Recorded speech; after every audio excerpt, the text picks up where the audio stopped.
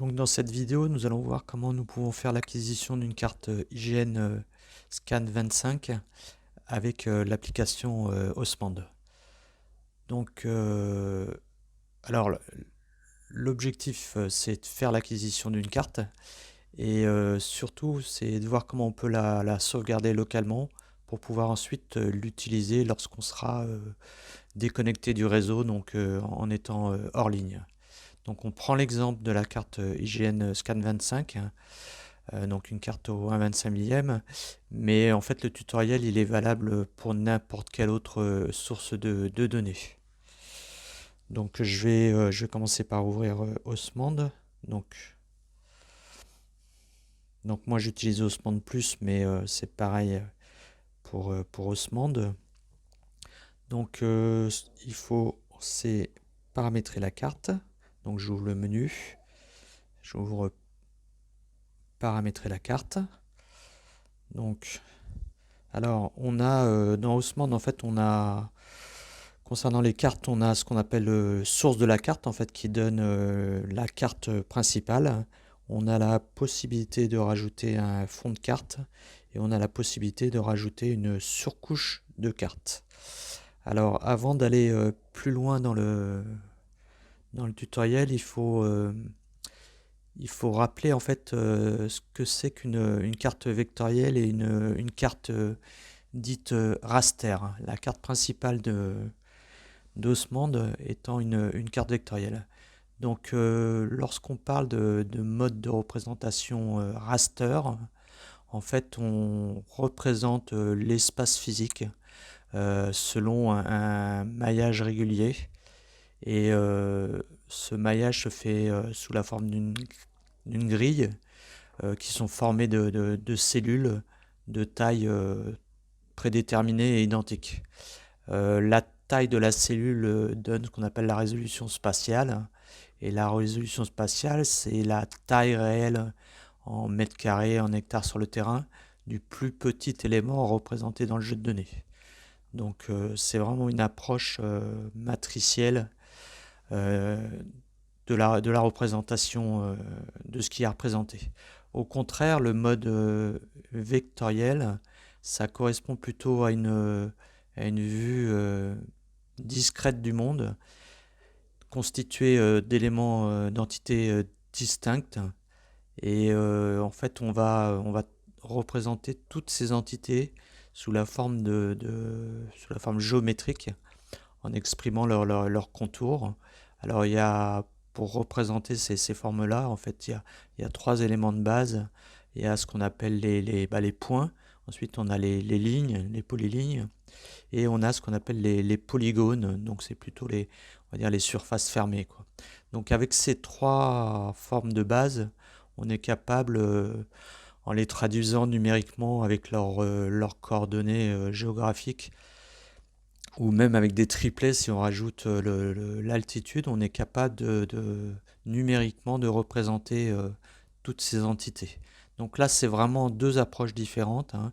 Une approche vectorielle d'un côté et de l'autre côté une approche dite raster. Après, quand on parle de cartes dites raster, en fait, on représente une carte. Pour un niveau de zoom, on représente ça par une matrice d'images. Donc c'est des images de type bitmap, hein. Donc soit PNG, soit JPEG, qu'on appelle plus couramment des tuiles. Pour chaque tuile, pour un niveau de zoom, ça représente en fait un fragment de la carte, un fragment défini de taille constante. Et les tuiles sont envoyées par un serveur qui s'appelle un serveur WMTS pour Webmap Tile Service au fur et à mesure de l'usage. Quand par exemple, vous changez sur la carte numérique lorsque vous déplacez ou lorsque vous changez de zoom, le serveur vous envoie les différentes images qui constituent la carte à représenter à l'écran, quoi. Donc c'est ce qu'on appelle une carte dite raster. Au contraire, une carte vectorielle, elle est elle constituée d'un certain nombre d'entités qui sont représentées sous forme de données vectorielles, comme on l'a vu avec des points, des lignes ou des polygones. Lorsqu'on visualise une carte numérique sur un smartphone, on a soit des données qui sont en local, par exemple c'est le cas des cartes vectorielles que vous téléchargez dans Haussmann lorsque vous téléchargez une région, un département ou un pays. Donc ça c'est des cartes qui sont téléchargées en ligne, mais qui sont téléchargées sur le smartphone et que vous pouvez utiliser hors ligne. Mais vous avez aussi la possibilité d'utiliser donc des cartes de tuiles raster ou vectorielles. Et là, vous faites appel à un serveur de tuiles WMTS. Par contre, ça nécessite d'être connecté au réseau.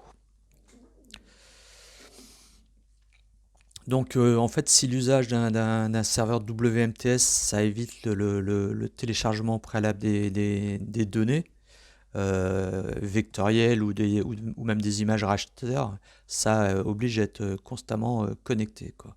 Donc en fait, ce qu'on va voir dans cette vidéo, c'est comment, en étant connecté, on peut faire l'acquisition d'une carte raster, hein, et comment on va en plus comment on va pouvoir la sauvegarder ensuite localement pour pouvoir par la suite l'utiliser en étant non connecté au réseau. Donc en fait, on va la sauvegarder sur le smartphone. Donc ça, c'est pour faire ça, il y a deux étapes, hein. Il y a d'abord définir la source de la carte, et ensuite la deuxième étape, c'est comment sauvegarder localement les éléments, les différentes tuiles de la zone qu'on aura choisie sur le smartphone. Donc pour faire cela, il faut d'abord aller dans source de la carte. Donc c'est la carte principale, hein. Donc là on a un menu. Vous voyez, par défaut on a ce qu'on appelle les cartes vectorielles OpenStreetMap, qui sont la carte par défaut d'Haussmann. On a la possibilité d'utiliser le serveur WMTS pour faire l'acquisition de tuiles Haussmann, mais cette fois-ci en étant forcément connecté. Et on a la possibilité, vous avez deux menus. Donc vous avez installer plus et vous avez ajouter. Si on regarde le menu installer plus, vous voyez ici un certain nombre de tuiles qui sont disponibles. Donc en fait, ça correspond à un certain nombre de serveurs de tuiles que vous pouvez, auxquels vous pouvez être connecté lorsque vous avez du réseau. Et on a par exemple des choses comme, là vous avez les cartes Microsoft, mais pour les cyclistes, vous avez par exemple CycloSM, qui est la carte orientée itinéraire cyclable de OpenStreetMap. Et vous avez plus bas aussi, ce qui peut aussi intéresser les cyclistes, c'est tout ce qui est GeoVélo. Donc c'est les itinéraires, voilà, vous avez GeoVélo pour les itinéraires cyclables référencés par GeoVélo. Donc ça, à chaque fois, c'est ni plus ni moins la référence vers un serveur de tuiles WMTS que vous pouvez utiliser pour faire de l'acquisition de cartes, de tuiles. Bon, par contre, là, vous voyez, on n'a pas l'IGN. C'est dommage, mais c'est comme ça. Donc, en fait, ce qu'il nous faut, c'est rajouter la source de carte IGN. Donc, pour ça, on fait ajouter. Et on va ajouter nous-mêmes notre source en ligne. Donc, comme on va prendre l'acquisition d'une carte Scan25, on va lui donner le nom. Alors, on va lui donner IGN. On va rien inventer.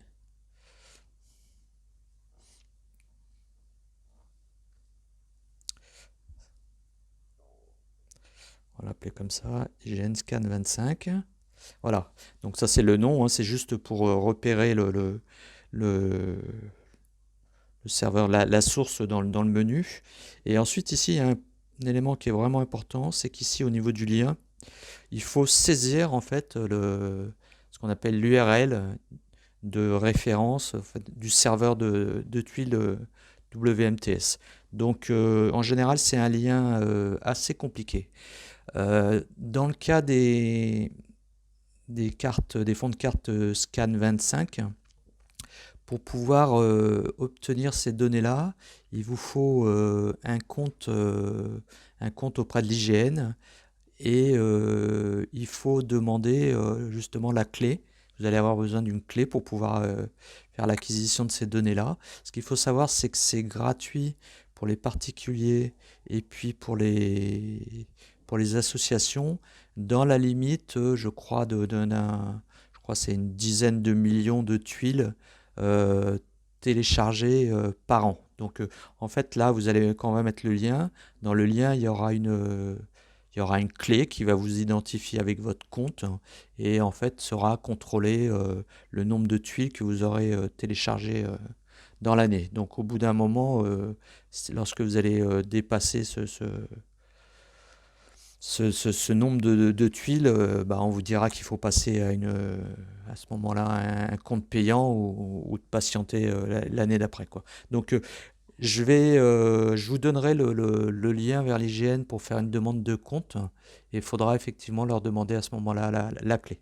En attendant, je vais copier le lien. Alors, je vais faire un coller parce que comme l'URL est assez compliqué, voilà, donc j'ai fait un coller. J'avais préchargé l'URL dans mon buffer là. Et voilà, donc ça c'est typiquement l'URL qu'il faut rentrer. Donc dans cette URL là, vous voyez wxs.ign.fr. Ça c'est ce qui va référencer le serveur WMTS. Vous avez ensuite là vous avez ZQ0R1, enfin là ça correspond à votre clé personnelle. Donc je le préciserai dans la page, mais typiquement cet élément-là, il devrait être remplacé par la clé personnelle que vous aura donné l'IGN. Et ensuite vous avez un point qui est important. Ici il y a marqué Geographical Grid System.map.scan25 tours. Ça, c'est ce qui identifie en fait le service et plus exactement le fond de carte qui vous est donné, quoi. Et puis après, il y a les éléments, il y a d'autres éléments, mais je les expliquerai. Donc ça, c'est typiquement l'URL vers le serveur WMTS qu'il faut fournir. Autre élément qu'il faut fournir, là vous avez des niveaux de zoom par défaut qui sont donnés. Donc là, les niveaux de zoom dans les cartes Osmand, ça va de niveau 1 jusqu'au niveau 18. Donc là, 5 à 17, c'est largement suffisant. Et ce qu'il faut rajouter, modifier plutôt, c'est le format de stockage. Donc là, il faut cliquer et il faut choisir fichier SQLite DB. En fait, c'est une petite base de données qui permettra de stocker tous les éléments qui seront téléchargés.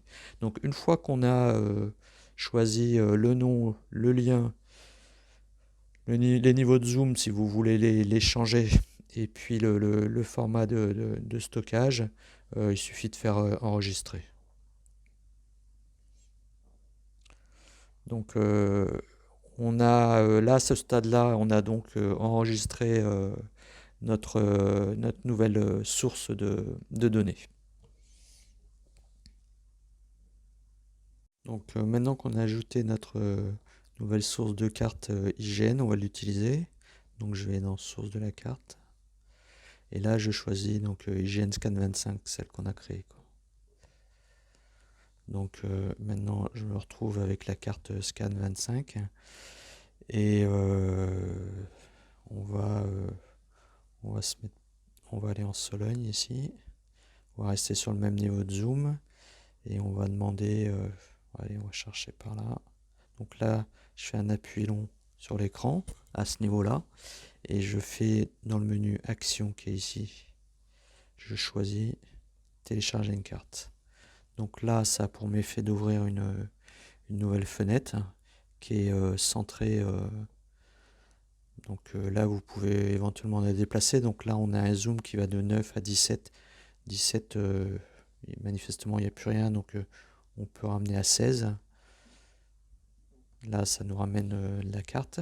Et puis, je vais peut-être baisser un peu. Je vais prendre un peu plus de Sologne. Donc, je bouge un peu. Donc, l'enregistrement de ce type de carte, c'est bien pour sauvegarder des petites régions, des petites zones. Par contre, vous ne pourrez pas sauvegarder si vous faites un itinéraire de 100, 200, 300 km. Vous ne pourrez pas sauvegarder, je pense pas, la carte de cette façon. Donc je verrai dans un autre dans un autre tutoriel comment on peut aussi sauvegarder des cartes raster, enfin d'une autre façon, quoi. En attendant, là il suffit ensuite donc là on voit c'est qu'on a 4836 tuiles quand même, hein. Donc il suffit de demander à ce stade-là le téléchargement. Alors ça a un intérêt quand même, c'est que là vous allez télécharger toutes les tuiles de toute cette région-là pour les niveaux de 9 à 16. Si vous aviez dû parcourir tous ces niveaux-là juste pour pouvoir les mettre en cache, je pense que ça aurait pris un peu de temps. Donc c'est quand même utile. Donc là, on lance le téléchargement. Voilà, donc il y a 4836 tuiles à télécharger.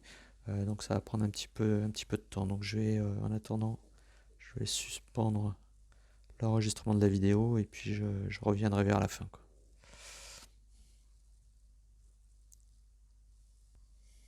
Voilà, donc là, le téléchargement est en train de se terminer.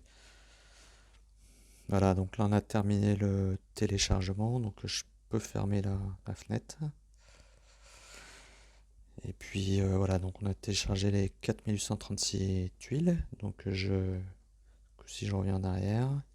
Et donc maintenant, donc là, on était en mode connecté. Si maintenant je quitte le réseau, c'est juste pour montrer que ça a bien téléchargé la carte. Et que je reviens en arrière. Ici, donc on a téléchargé le sud de la Sologne. Donc si je zoome, donc là je suis plus connecté, hein. Si je zoome, je trouve bien le détail de ma carte, hein. Donc voilà, il n'y a pas de problème. Par contre, si je vais beaucoup plus bas dans la région, là, du côté de là où j'ai pas enregistré, par exemple ici, vous allez voir que bah, ici ça va rester flou, quoi. Ça reste flou. Et puis au bout d'un moment, il n'y a même plus rien, quoi. Donc en fait, c'est flou. Et voilà, si je remonte, comme je suis en mode, voilà, ici, on commence à avoir ici, on est en train de prendre localement je pense qu'on prend localement les tuiles qui ont été téléchargées et qui sont disponibles en local, quoi. Donc là, je suis du côté de l'île Ribot. Ouais. Non, apparemment, même pas. C'est même encore plus haut. La zone, elle était plus. Ah, elle est là, voilà. On voit la différence. Vous voyez, ici, on voit là, c'est net, là, c'est flou. En fait, ça correspond. Voilà, on voit la différence entre les deux. Ici. Voilà, c'est même pas toujours facile de voir.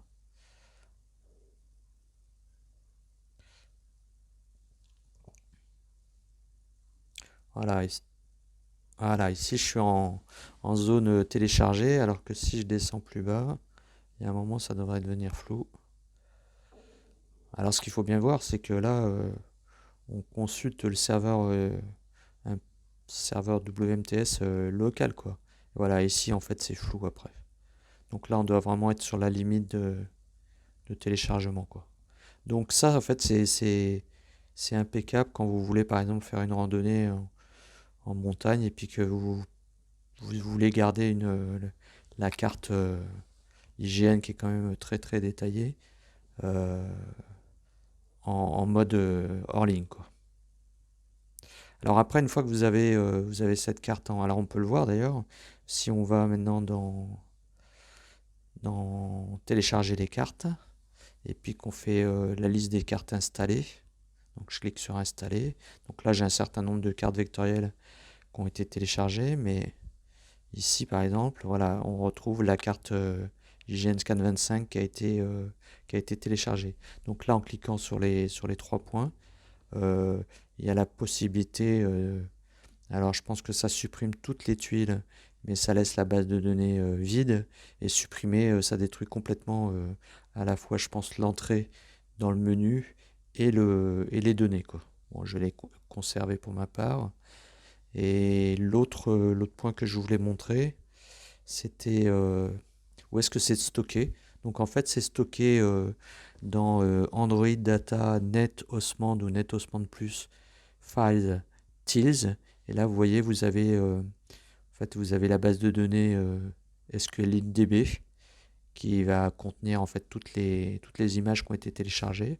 Et vous avez là les fichiers SHM et WAL. Je pense que c'est pour pouvoir créer l'entrée dans les menus Haussmann, quoi. Donc si je reviens sur Haussmann, puis là je reviens sur la carte, voilà. Et puis bien sûr, ce qu'on peut faire par exemple ici, c'est qu'on peut aussi, au niveau du paramétrage de la carte, revenir sur prendre en source de la carte. On peut prendre par exemple la carte vectorielle, et puis on va mettre en fond de carte la carte IGN. Donc là on l'active, et là vous voyez, vous pouvez choisir la carte Scan 25 IGN en fond de carte. Donc on va le faire. On va demander de ne pas afficher les polygones, parce que si on affiche les polygones, donc là on parle des polygones de la carte vectorielle qui est au-dessus, si on les affiche, ça va nous masquer la carte Scan 25. Par contre, on va mettre le curseur de réglage de la transparence, et là on met bien sûr la carte Scan 25 la moins, enfin on met la transparence à 0, donc le plus à droite. Et là donc on revient, et maintenant on a à la fois la carte Scan 25 qui est en dessous, et à la fois les données de la carte numérique qui sont ici.